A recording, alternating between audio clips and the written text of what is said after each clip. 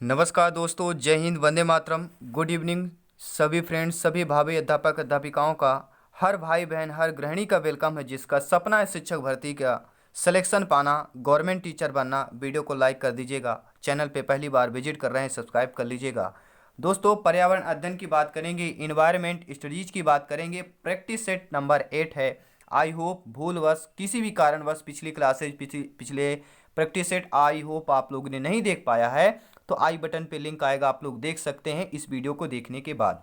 तो चलिए शुरू करते हैं। प्रैक्टिस सेट बहुत ही महत्वपूर्ण है सिलेक्शन पाने के लिए। तो पहला प्रश्न स्क्रीन पर आ चुका है और प्रश्न क्या पूछा जा रहा है, हर प्रश्न की व्याख्या होगी। जहां पर आपको प्रॉब्लम आ रही है, हर एक प्रॉब्लम का सलूशन आपको मिलने वाला है। तो पहला प्रश्न यह है कि निम्नलिखित में से कौन से प्राथमिक स्तर पर पर्यावरण अध्ययन में आकलन के लिए उपकरण और तकनीकी है? कौन सी तकनीकी है? प्राथमिक स्तर पर पर्यावरण अध्ययन में आकलन के लिए उपकरण और तकनीकें हैं। परियोजना कार्य, क्षेत्र भ्रमण, जर्नल लिखना या विचार मानचित्र होगा। केवल डी सही है, केवल बी, सी, ए, बी, डी कौन कौन से हैं? प्राथमिक स्तर पर की बात कर रहे हैं दोस्तों, ठीक है। प्राथमिक विद्यालय की बात कर रहे हैं, प्राथमिक विद्यालय के बच्चों के स्तर की बात कर रहे हैं। पर्यावरण अध्ययन में आकलन के लिए उपकरण और तकनीक कौन से होंगे? तो सही जाएगा ऑप्शन नंबर सी पर। परियोजना कार्य भी है, जर्नल भी है, लिखना भी है और आपका विचार मानचित्र भी है और आपका क्षेत्र भ्रमण। ये चारों जो है प्राथमिक स्तर के पर्यावरण अध्ययन के आकलन के उपकरण और तकनीक हैं।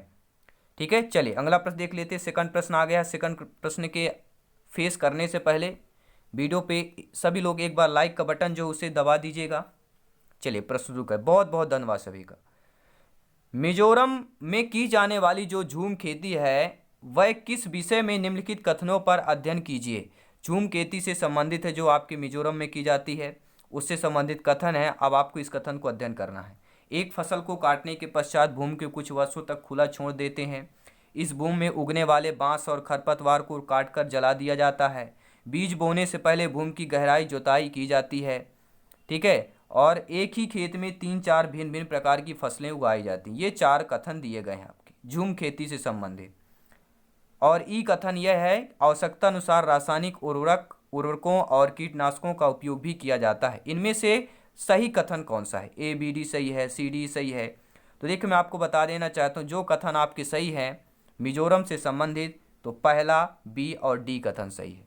यानी ए, बी, डी कथन का सही है। क्यों सही है?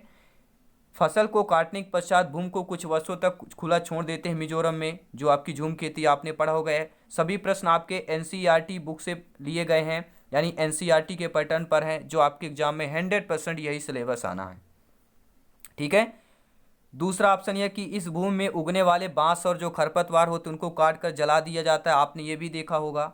और एक ही खेत में 3-4 भिन्न प्रकार की फसलें भी उगाई जाती है। तो ए, बी, डी ऑप्शन सही हो जाएगा, झूम खेती से संबंधित, यानी पहला ऑप्शन सही हो जाएगा। और यह खेती मिजोरम में की जाती है। अगला प्रश्न देख लेते हैं। अगला प्रश्न स्क्रीन पर आ चुका है। प्रश्न क्या पूछा जा रहा है? प्रश्न है, मेरे प्यारे मित्रों, मेरे भावी अध्यापक अध्यापिकाओं, पर्यावरण अध्ययन के शिक्षण में उन प्रक्रिया आधारित कौशलों को बढ़ावा दिया जाना चाहिए जो पूछताछ आधारित प्रत्यक्ष अनुभव के केंद्र बिंदु हैं।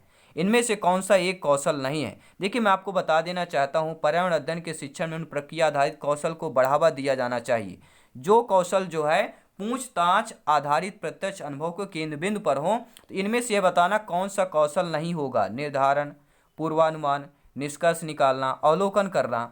तो सही ऑप्शन क्या है? देखिए पूर्वानुमान, निष्कर्ष निकालना, अवलोकन करना, ये आपके देखिए कौशल हैं, लेकिन निर्धारण जो है यह कौशल नहीं आएगा, ठीक है।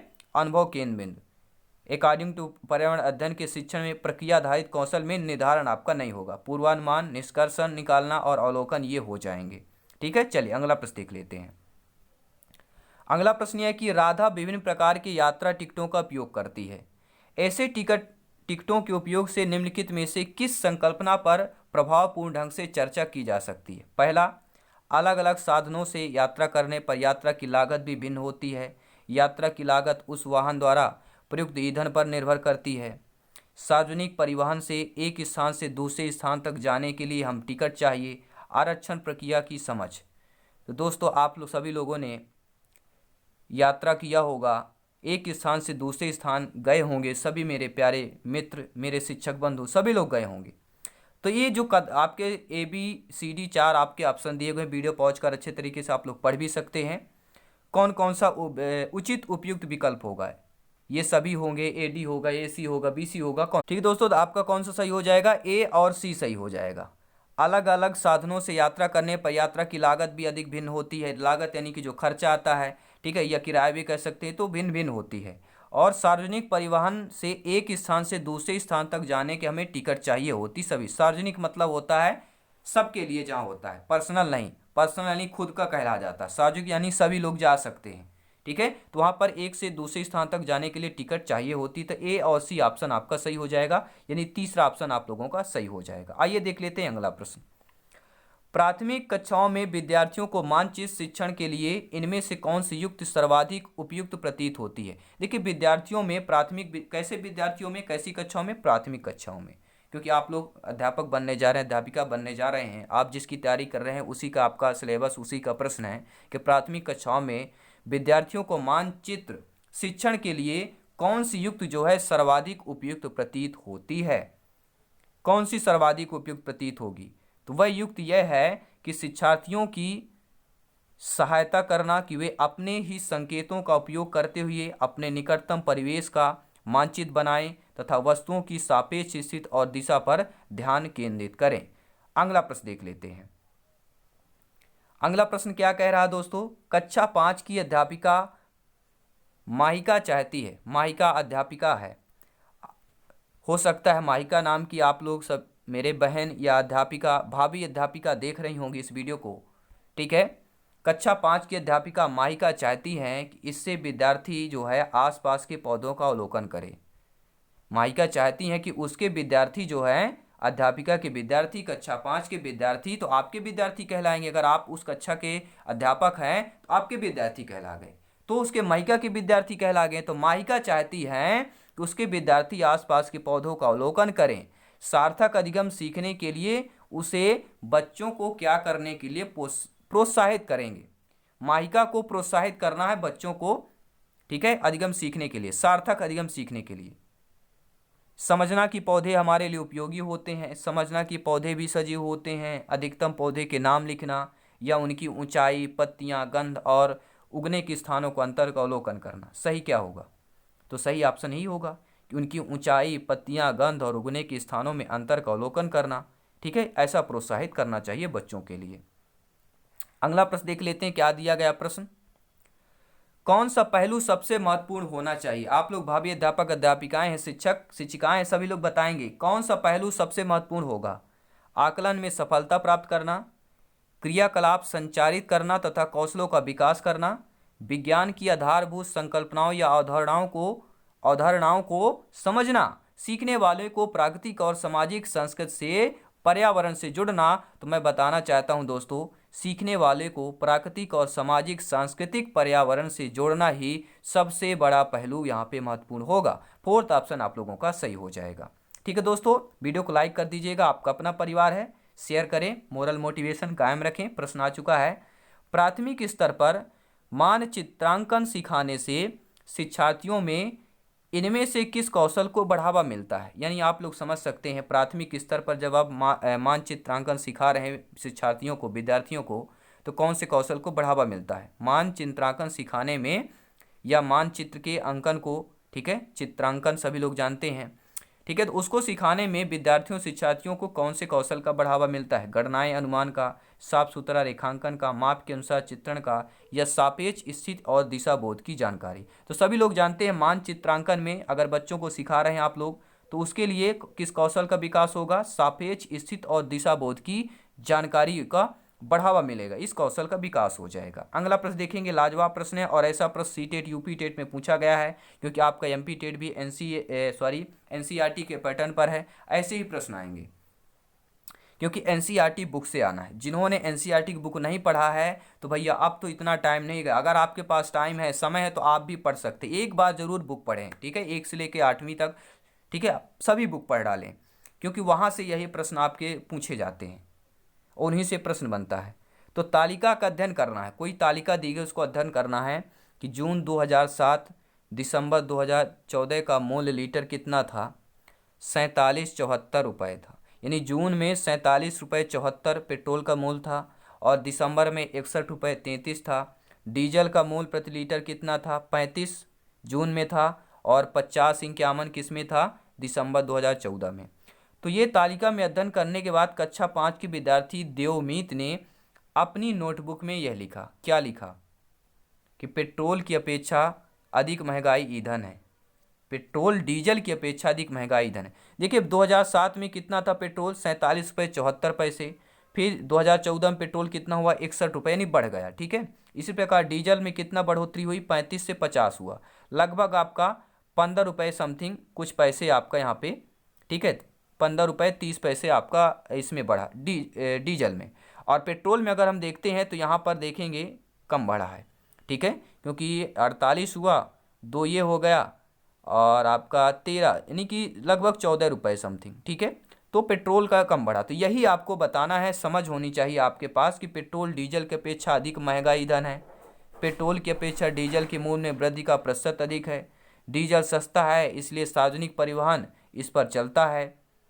डीजल पेट्रोल से सस्ता ईंधन है, लोगों को डीजल वाली गाड़ियां खरीदनी चाहिए। तो कौन सा कथन सही है, कौन सा नहीं है? सही आंसर देखिए मैं बता देता हूँ। डीजल सस्ता है इसलिए सार्वजनिक परिवहन इस पर चलता है।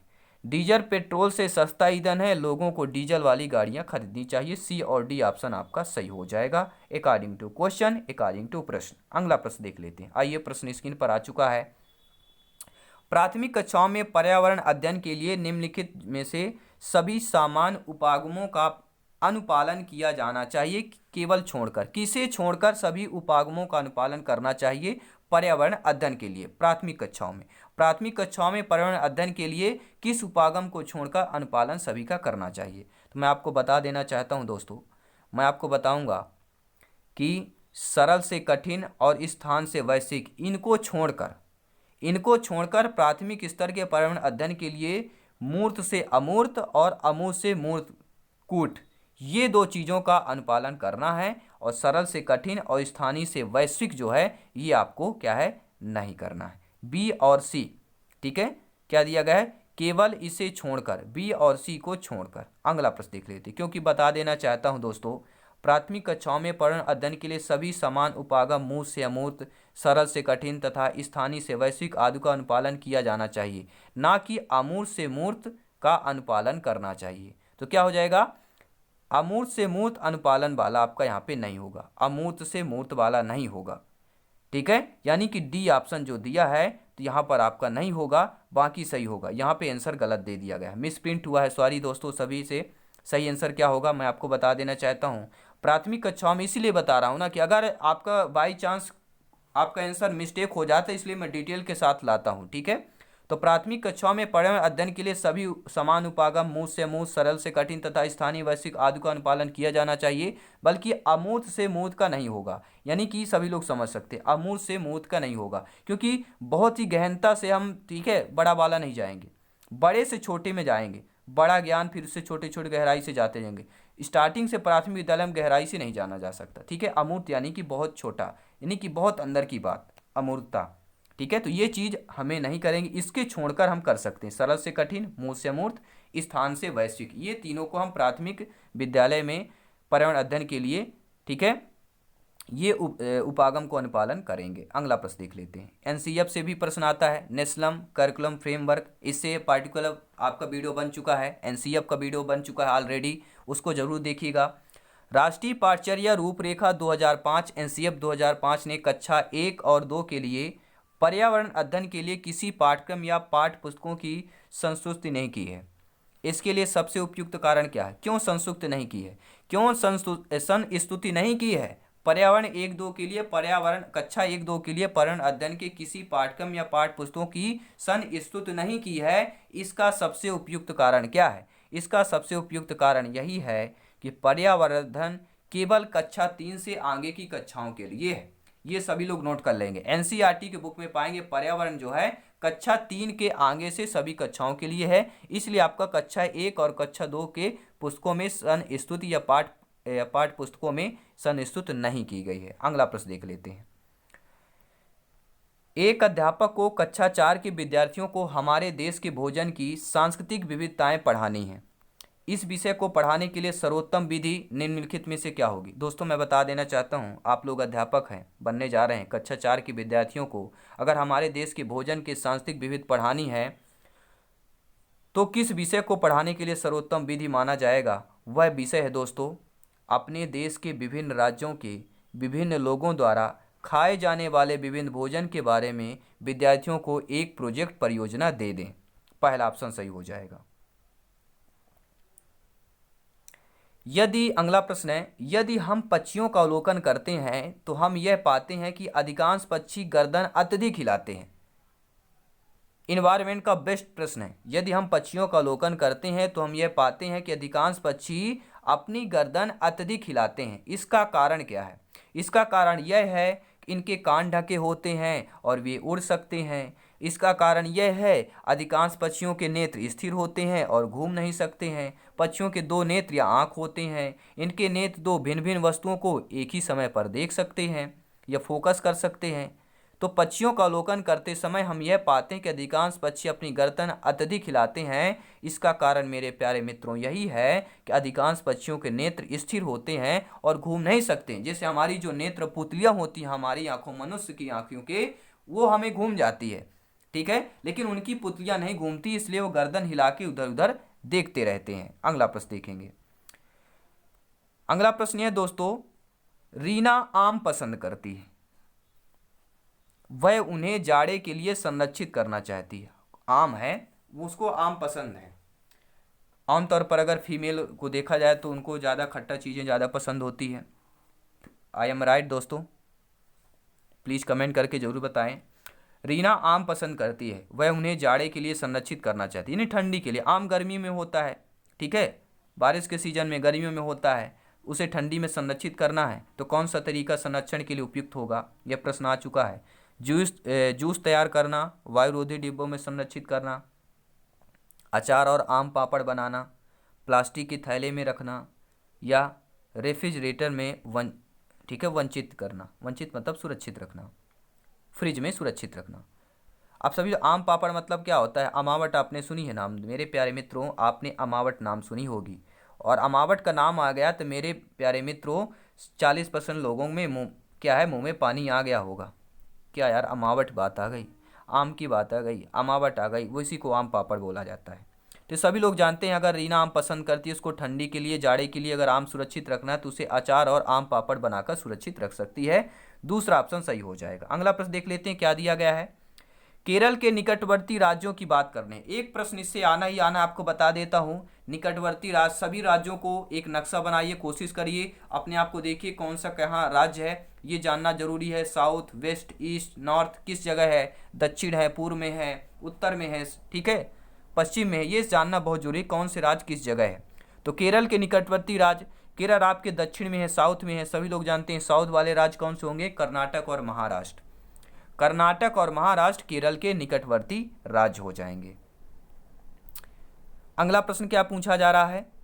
निम्नलिखित में से हमारे देश के किस राज्य के अधिकतर लोग नारियल के तेल से पकी हुई समुद्री मछली खाना पसंद करते हैं? तो नारियल का तेल यहाँ ज्यादातर नारियल हो रहा, जहाँ तक नारियल पेड़ होंगे नारियल का उत्पादन होगा, नारियल का तेल होगा, और नारियल से तेल से पकी हुई मछली फ्राई खाते हैं, मछली खाना पसंद करते हैं। क्या वह गोवा के व्यक्ति हैं? क्या वह गोवा राज्य के अधिकतर लोग हैं, मिजोरम के हैं, जम्मू कश्मीर के, बिहार के हैं? भैया तो बिहार राज्य तो सभी लोग जानते हैं, बिहारी खाने में बहुत ही इच्छुक होते हैं, बहुत ही होनहार और विद्वान भी होते हैं। जम्मू कश्मीर तो हो नहीं सकता, तो फिर गोवा की बात आएगी। गोवा की राजधानी पणजी है, सभी लोग नोट कर लेंगे, गोवा की राजधानी पणजी है, और गोवा में नारियल के तेल से पकी हुई समुद्री मछली खाना पसंद करते हैं। जी हाँ। अगला प्रश्न देख लीजिए। निम्नलिखित में से वह कौन सा जानवर या जंतु है जिसके अग्र दांत यानी कि आगे के दांत हमेशा बढ़ते रहते हैं? वे दांतों को बहुत अधिक लंबा न होने देने के लिए बहुत से वस्तुएं काटते और कुतरते रहते हैं। वे कौन से जानवर है? गिलहरी है, दीमक है, छिपकली है, चूहा है। तो कुतरते में दो शब्द आता है, गिलहरी और चूहा, ये कुतरने में बहुत ही माहिर होते हैं, अपने आप में मगन होते हैं। लेकिन दांत बढ़ना तो गिलहरी होती है। गिलहरी के आगे के जो दांत होते हैं दो तीर, वो क्या होता है, बढ़ते रहते हैं। तो गिलहरी cut cut cut cut cut cut उसको घिसती रहती है, घिसती रहती, ताकि दांत बढ़ते हैं इसलिए घिसती है, नहीं तो दांत बढ़ जाएंगे, इस तकलीफ हो जाएगी। तकलीफ होगा ना भैया, होगा ना, बिल्कुल सही। चलिए अगला प्रश्न आ चुका है। हंसने वाली बात नहीं है, हंसते रहिए, मुस्कुराते रहिए, मैं हमेशा कहता हूँ, ठीक है, क्योंकि हंसने से बहुत बड़ा योगदान होता है। ठीक है, हंसने से अपने आप को क्या कर लेते हैं हम लोग, हमारा जो इम्यूनिटी सिस्टम होता है वो बहुत बड़ा मजबूत होता है, स्ट्रांग होता है। प्रश्न देखिए, कोई किसान जो है उर्वरकों और कीटनाशकों का अधिक उपयोग करके अपने खेतों में बार बार जो है धान की फसल उगा रहा है, कीटनाशक बढ़ा रहा है, लो भैया 4 किलो 10 किलो 20 किलो 25 किलो बार बार हर साल बढ़ा रहा है कीटनाशक, किसान है हर साल बढ़ा रहा है। तो ऐसा करने से खेतों की मृदा क्या होगी, खेतों की जो मिट्टी होगी जुताई के लिए उपयुक्त नहीं बन जाएगी, केवल धान की फसलों के लिए उपयोगी रहेगी, बंजर हो जाएगी, या अन्य फसलों के लिए भी उपजाऊ बन जाएगी। तो मेरे जितने भी किसान मित्र हैं मेरे से जरूर संपर्क कर लेंगे, कमेंट करें अगर वो, ठीक है, जैविक खेती करना चाहते हैं, नीचे फटाफट कमेंट करेंगे। मैं हमेशा जैविक खेती के लिए कार्य करता हूँ, मैं हमेशा से जुड़ा हूँ, अपने देश को, अपने देश की मिट्टी को बचाना चाहता हूँ। ठीक है, प्लीज़ कमेंट करें, अपना नंबर दें, मैं आपको कांटेक्ट कर लूँगा। ठीक है, मेरी टीम आपको कांटेक्ट कर लेगी और जैविक खेती के बारे में बहुत कुछ आपको नॉलेज मिलेगा और जानकारी भी, अगर अगर आप लोग करना चाहते हैं तो ये भी आपको जानकारी मिल जाएगी। चलिए तो प्रश्न की बात कराते हैं, अगर कीटनाशक हम बार बार अपने खेतों में प्रयोग कर रहे हैं, कोई आपकी मिट्टी जो है, मिट्टी पे इसका क्या नुकसान होगा, क्या आपका होगा, तो मिट्टी क्या होगी, बंजर हो जाएगी, मिट्टी एकदम से बंजर हो जाएगी अधिक मात्रा में कीटनाशक का उपयोग करने से। अगला प्रश्न देखिए, रेगिस्तानी ओक के बारे में निम्नलिखित कथनों का अध्ययन करना है। रेगिस्तानी ओक, अगर आपने एनसीईआरटी की बुक पढ़ी होगी तो आप लोगों ने पढ़ा होगा, रेगिस्तानी ओक के कथन दिए गए हैं कि रेगिस्तानी ओक एक वृक्ष है जिसकी ऊंचाई हमारी कक्षा के कमरे के लगभग बराबर अर्थात 4 मीटर होती है। ओक वृक्ष की जड़ें नीचे वृक्ष की ऊंचाई के लगभग 30 गुनी गहराई जमीन के भीतर होती हैं, यानी समझ सकते हैं अगर वृक्ष ये ऊंचाई समझ लीजिए 20 फुट है तो नीचे 20 × 30 यानी 30 गुने उसकी जड़ें होती हैं। पेड़ से जितनी ऊंचाई पर ये होगा पेड़, मान लीजिए 20 फुट है, इससे 20 × 30, ठीक है, इतनी आपकी जड़ें होती हैं। तो आप लोग समझ सकते हैं 30 गुना अंदर गहराई तक जड़ होती है। इस वृक्ष के तने में पानी एकत्रित होता है, भाई जब नीचे जड़ें होगी जड़े से पानी आता है, तने में एकत्रित करता है। यह वृक्ष आबू धाबी में पाया जाता है। कौन सा कथन सही होगा, तो मैं कथन बता देता हूँ आपका, ABC ऑप्शन सही हो जाएगा। रेगिस्तान ओक है, यह एक वृक्ष है जिसकी ऊंचाई मैंने बताया लगभग कमरे के बराबर 4 मीटर होती है। रेगिस्तानी ओक में यह वृक्ष की जड़ें वृक्ष की ऊंचाई से लगभग 30 गुना जाती हैं, बी भी सही है। और इस वृक्ष के तने में पानी एकत्रित होता है, ABC ऑप्शन सही है। तो ABC ऑप्शन फोर्थ ऑप्शन में है, आपका फोर्थ ऑप्शन सही हो जाएगा। तो आइए देख लेते हैं, अगला प्रश्न आ चुका है। और एक प्रश्न ऐसे भी आता है सी टेट यूपी टेट में आपने देखा होगा, प्रश्न आता है, कोई व्यक्ति 2/1/15 को 2 तारीख पहला महीना 2015 को माड गांव से नगर कोइल जाने के लिए रेलगाड़ी में बैठता है। ये नाम हम चेंज कर सकते हैं, नाम मान लीजिए ग्वालियर से भोपाल कर सकते हैं, सतना से जबलपुर, सतना से भोपाल कर सकते हैं, सतना से इंदौर कर सकते हैं, कोई भी नाम XYZ कोई भी आ सकता है। हमें केवल ये ध्यान देना है इतने तारीख को इतने दिनांक को गाड़ी में बैठा, रेलगाड़ी 7:45 बजे मड़गांव से चली, अगले दिन 3/1/2015 को 4:45 में नगर कोइल पहुंच गया जहां उसे पहुंचना था। तो इन दोनों स्टेशनों के बीच की दूरी कितनी है, 1140 किलोमीटर है। तो रेलगाड़ी की औसत चाल क्या होगी, चाल बराबर दूरी बटे समय होता है। दूरी आपके 1140 किलोमीटर है। अब हमें बटे समय निकालना है। समय कैसे निकालते हैं, देखिए समय निकालने का मैं आपको ट्रिक बता देता हूँ। 7:45 बजे मड़गांव से 2 तारीख को बैठता है, अगले दिन 3 को नगर कोइल पहुंचता है, तो दोनों स्टेशनों के बीच लगा समय निकालेंगे। 7:45 बैठा, 4:45 में पहुंचा, तो 7:45 बैठता 4:45 पहुंचता तो 21 घंटे लग गया। ठीक है, तो औसत चाल क्या हो जाएगी भैया, औसत चाल क्या हो जाएगी, मैंने बताया जब आपका समय 21 घंटे लग जाता है तो दूरी कितनी है, 1140 है, बटे 21 कर दीजिए भैया, आपका आंसर आ जाएगा। ठीक है, 1140/21 कर दीजिए, आपका 54 आंसर आ जाएगा। जी हाँ दोस्तों, 54 आपका आंसर आ जाएगा। अगला प्रश्न देख लेते हैं। नई दिल्ली में रहने वाला कोई व्यक्ति पहले भोपाल यानी मध्य प्रदेश, फिर रांची यानी झारखंड भ्रमण करना चाहता है, उसकी यात्रा की दिशा क्या होगी? ठीक है, तो मतलब ये है कि आपको नक्शा का नॉलेज ज़रूरी है, क्योंकि आप लोग शिक्षक शिक्षिकाएं हैं। भारत का नक्शा इस तरह आना चाहिए कि मैं क्या बताऊं। मैं आपको एक किस्सा बता देता हूं छोटे से 20 सेकंड के अंदर, कि मैं बचपन में ट्राई करता था 20 से 25 सेकंड में भारत का नक्शा बना के जो हर राज्य को पॉइंट कर देता था। उस समय अभ्यास था, प्रैक्टिस था, अभी भी कर लेता हूँ, लेकिन 1-2 मिनट लग जाएगा। ठीक है, अगर सभी राज्यों को स्टेट वाइज अगर उनके, ठीक है, कैपिटल के साथ अगर नामांकित करना है तो 2 से 3 मिनट लग जाता है। ठीक, अभी भी अगर प्रैक्टिस करेंगे, क्योंकि प्रैक्टिस पर जितना ज़्यादा प्रैक्टिस करेंगे, यहाँ से 2-3 प्रश्न आता है, इसलिए मैं आपको बता रहा हूँ नक्शा बिल्कुल बनना चाहिए उनको। ठीक है, स्टेट वाइज उनके कैपिटल आपको नाम आना चाहिए। तो यहाँ पर हमें बताना कि पहले भोपाल जाता है यानी कि मध्य प्रदेश, फिर झारखंड यानी रांची जाता है, तो भ्रमण करने की उसकी यात्रा की दिशा क्या होगी? देखिए मैं दिशा बता देता हूँ। नई दिल्ली में रहने वाला व्यक्ति अगर दिल्ली से भोपाल मध्य प्रदेश जाना है, उससे दक्षिण दिशा में जाना होगा, क्योंकि दिल्ली कहाँ है भैया? नक्शे में। ठीक है, मैं आपको एक थोड़ा सा बनाने की कोशिश करूँगा भैया। ये नक्शा है, ये दिल्ली है, ये मध्य प्रदेश है, ये दिल्ली है ऊपर। ठीक है, तो जब उसे, ठीक है, तो क्या दिया गया है? उसे दक्षिण की ओर जाना है, साउथ यानी कि नीचे जाना पड़ेगा। ठीक है, दिशा में उसे नीचे जाना होगा। फिर भोपाल से रांची जाना है, तो उसे पूर्व, रांची कहाँ है भैया? झारखंड कहाँ है? सभी लोग जानते हैं, उसे पूर्व की दिशा ओर जाना पड़ेगा। ठीक है, ये होता पूर्व। तो भोपाल मत से रांची को है पूर्व दिशा में स्थित है। रांची कहाँ है? पूर्व दिशा में स्थित है। तो आपका राइट ऑप्शन क्या हो जाएगा? दक्षिण दिशा में और पूर्व दिशा में उसे जाना पड़ेगा। दक्षिण दिशा में दिल्ली से मध्य प्रदेश भोपाल जाना है, दक्षिण दिशा में जाएगा। फिर वहाँ से मध्य प्रदेश से झारखंड या रांची जाना है तो पूर्व दिशा में जाएगा। अगला प्रश्न देख लेते हैं।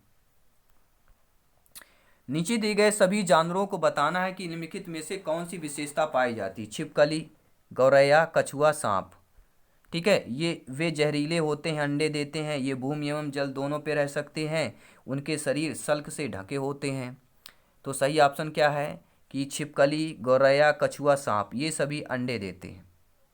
ठीक है, ये सभी क्या देते हैं? अंडे देते हैं, ये नोट कर लेंगे। ठीक है, और जो बच्चे देते हैं वह जरायुज कहते हैं। अंडे देने वाले जंतुओं को अंडयुज कहते हैं और बच्चे देने वाले जंतुओं को जरायुज कहते हैं, ये नोट कर लेंगे, आ सकता है। अगला प्रश्न देख लेते हैं। प्राथमिक स्तर पर पर्यावरण अध्ययन के शिक्षण में कहानियों और कविताओं का प्रभावी ढंग से उपयोग किया जा सकता है।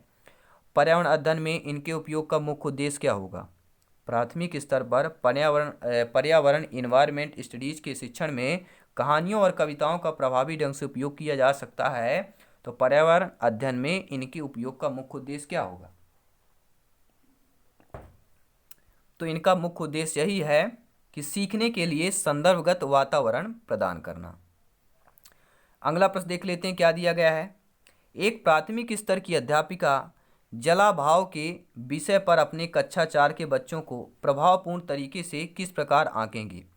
एक शिक्षिका हैं, अध्यापिका हैं प्राथमिक स्तर की, जल अभाव के विषय में अपने कक्षा 4 के बच्चों को प्रभावपूर्ण तरीके से किस प्रकार आंकेंगी? तो आपके प्राथमिक विद्यालय में प्राथमिक यानी कक्षा 4 के बच्चों को जब आंकना होगा तो वह होगा कि बच्चों को जल संरक्षण पर नारे लिखने के कहकर आंकेंगे? नहीं हो सकता। यह पता करके कि उन्होंने अपने दैनिक जीवन में जल की बचत कैसे प्रारंभ की है, तीसरा ऑप्शन सही हो जाएगा। अगला प्रश्न देख लेते हैं। आपके प्रधानाचार्य ने आपको कहा, क्योंकि आप लोगों की शिक्षकों की नियुक्ति होगी, आप लोग अध्यापक अध्यापिका बनेंगे, शिक्षक शिक्षिकाएं बनेंगे, तो आपके प्रधानाचार्य जो होंगे, सीनियर होंगे, वह आपसे बोलेंगे कि कक्षा 5 के विद्यार्थियों को शैक्षिक अवलोकन यात्रा के लिए ले जाएं। आपसे बोला गया कि जो कक्षा 5 के विद्यार्थी हैं इनको शैक्षिक अवलोकन यात्रा के लिए आपको ले जाना है। इस अवलोकन यात्रा को सार्थक बनाने के लिए आप अपनी योजना में क्या सम्मिलित करेंगी? क्या सम्मिलित करेंगी मेरी अध्यापिका? कक्षा 5 के विद्यार्थियों को बताइए आप क्या सम्मिलित करेंगी जब आपको शैक्षिक अवलोकन यात्रा पर ले जाना होगा। उस अवलोकन को सार्थक बनाना है, उस अवलोकन की यात्रा को सार्थक बनाना है, तो आप शिक्षिका होने के नाते क्या सम्मिलित करेंगी? 4 ऑप्शन दिए गए हैं, स्क्रीन पर है, वीडियो पॉज करें, पढ़ें। तो क्रियाकलापों की एक स्त्रीकृत शीट उस स्थान के बारे में तैयार करेंगे जहां आपको जाना होगा, घुमाने ले जाना होगा यात्रा पर। प्रामाणिक तथा सार्थक अध्ययन के लिए उसे विद्यार्थियों के साथ यात्रा से पूर्व साझा भी करना चाहिए, बताना चाहिए उसके बारे में। ठीक है, यहाँ पे क्या सारी चीज़ें हैं, ऐसा हुआ था। ठीक है, उनसे बच्चों के बारे में क्या जिज्ञासु, ठीक है, जिज्ञासा उत्पन्न होती है। अगला प्रश्न देखिए, प्राथमिक स्तर पर पर्यावरण अध्ययन के आकलन में कौन सा एक संकेतक उपयुक्त नहीं होगा? देखिए, प्राथमिक स्तर के पर्यावरण के आकलन की बात करें, प्रश्न पूछना, स्मरण, न्याय और समानता के प्रति चिंता या सहयोग, इनमें से जो है संकेतक उपयुक्त नहीं होगा। तो देखिए, प्रश्न पूछना, स्मरण और सहयोग, ये आपका संकेतक उपयुक्त होगा, लेकिन न्याय और समानता के प्रति चिंता, यह आपका जो प्रश्न है यह उपयुक्त नहीं होगा, क्योंकि प्राथमिक स्तर पर अध्ययन के आकलन में स्मरण रखना संकेतक उपयुक्त नहीं है। स्मरण रखना यहाँ पे नहीं होगा। ठीक है, क्या हो जाएगा? प्रश्न पूछना, सहयोग और न्याय और समानता के प्रति चिंता, ये है, लेकिन क्या प्राथमिक स्तर पर पर्यावरण अध्ययन के आकलन में स्मरण रखना संकेतक उपयुक्त नहीं है। ये भैया कैसा दिया गया, मेरे समझ में नहीं आ रहा, क्या मिसप्रिंट हो रहा है भैया? संकेतक उपयुक्त दिया गया है। प्राथमिक स्तर पर पर्यावरण अध्ययन के लिए प्रश्न पूछना होगा, न्याय व समानता के प्रति चिंता, सहयोग। ठीक है, तो आपका सेकंड ऑप्शन जो कह रहा है कि स्मरण रखना संकेतक उपयुक्त नहीं है, तो आपका दूसरा ऑप्शन सही हो जाएगा, स्मरण रखना आपका नहीं होगा। अगला प्रश्न देख लेते हैं, इस पौधे में पत्तियां हैं जिन्हें सब्जी की तरह प्रयोग में लाया जाता है, इसके बीजों से तेल प्राप्त होता है, यह पौधा है नारियल, पालक, बंद गोभी या सरसों। तो भैया मैं आपको बता देना चाहता हूँ मेरे शिक्षक बंधुओं कि तेल प्राप्त होता है सरसों से। सरसों की पत्तियों से सब्जी भी बनती है, और आपके इनके बीजों से, जिन्हें हम राई के नाम से जानते हैं। ठीक है, गांव इलाकों में जो भी मेरे बच्चे होंगे, जो भी मेरे भाई बहन शिक्षक बंधु हैं, वो जान गए होंगे राई। ठीक है, ये सरसों के दाने हो गए, बीज हैं, इनसे तेल प्राप्त होता है, जिसे कच्चा तेल भी कहते हैं। अगला प्रश्न देख लेते हैं।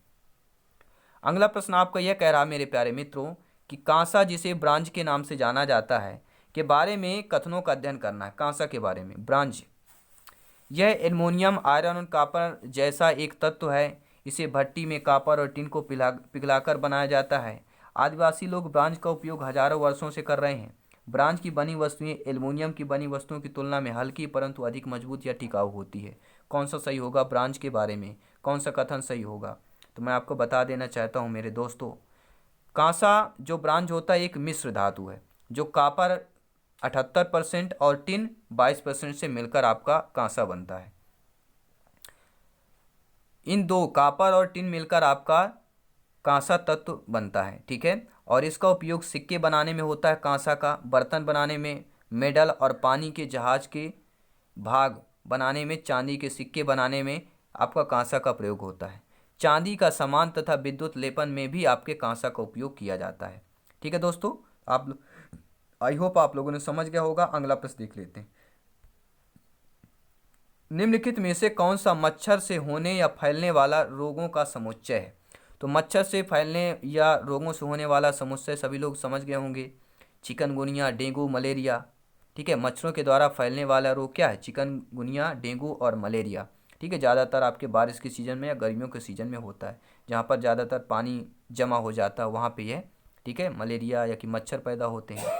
अगला प्रश्न देख लेते हैं, किसी राज्य के मानचित्र के एक सिरे पर यह लिखा था कि स्केल 1 सेंटीमीटर बराबर 100 दे, ठीक है, स्केल 1 सेंटीमीटर पैमाना है, उसको 110 मीटर माना है। 1 सेंटीमीटर स्केल को 110 मीटर पैमाना हमें मानना है। ठीक है, किसी राज्य के मानचित्र, क्योंकि मानचित्र में हम नाप नहीं सकते, पैमाना ही वहाँ पे लगता है। तो इस मानचित्र पर किन्हीं दो शहरों के बीच की दूरी अगर 9.7 सेंटीमीटर मापी जाती है, तो इन दोनों शहरों के बीच वास्तविक दूरी क्या होगी? यानी कि 110 गुणे 9.7 करना है हमें, यानी दशमलव का गुणा हमसे कैसे आना चाहिए। तो देखिए मैं आपको बता देना चाहता हूँ, 1 सेंटीमीटर बराबर 110 मीटर है। 1 सेंटीमीटर बराबर 10 मीटर मानचित्र के दो शहरों के बीच की दूरी दी है 9.7 सेंटीमीटर, तो शहरों की वास्तविक दूरी क्या हो जाएगी 110 गुणे 9.7 मीटर।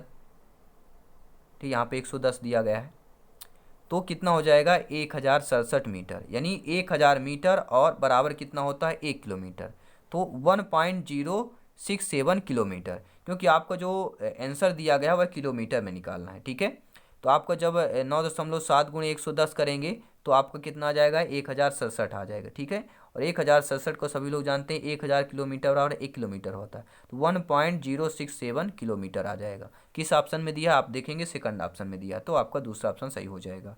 आई होप आप लोग समझ पाएंगे इस प्रैक्टिस सेट को। और इन्वायरमेंट यानी ईवीएस की पर्यावरण अध्ययन की नेक्स्ट प्रैक्टिस सेट 9वीं क्लास देखना, तो ज्वाइन नेक्स्ट क्लासेज जरूर ज्वाइन करें और आज ही सब्सक्राइब कर लेंगे जायसवाल कोचिंग सेंटर को। यहाँ पे आपके सिलेबस के आधार पर एनसीईआरटी के पैटर्न पर सभी ऑल सब्जेक्ट की वीडियोज आपको मिलेगी, ऑल सब्जेक्ट की क्लासेस मिलेगी। केवल सिलेक्शन पाना है तो क्लासेज ज्वाइन करना होगा। सभी मित्रों को जय हिंद, वंदे मातरम। दोस्तों मिलते हैं नेक्स्ट क्लास पे। धन्यवाद सभी का। हंसते रहिए, मुस्कुराते रहिए, हमेशा खुश रहिए, अपना स्वास्थ्य ठीक है ठीक रखें, अपने परिवार का ख्याल रखें, आसपास साफ सफाई बनाए रखें, क्योंकि साफ सफाई सबसे बड़ा कार्य होता है। जब हमारा एरिया साफ होगा, आसपास का, हम साफ रहेंगे, तो हमारे आने वाले जो पीढ़ी होगी वो भी साफ सुथरा ही होगी। तो धन्यवाद सभी का। जय हिंद दोस्तों।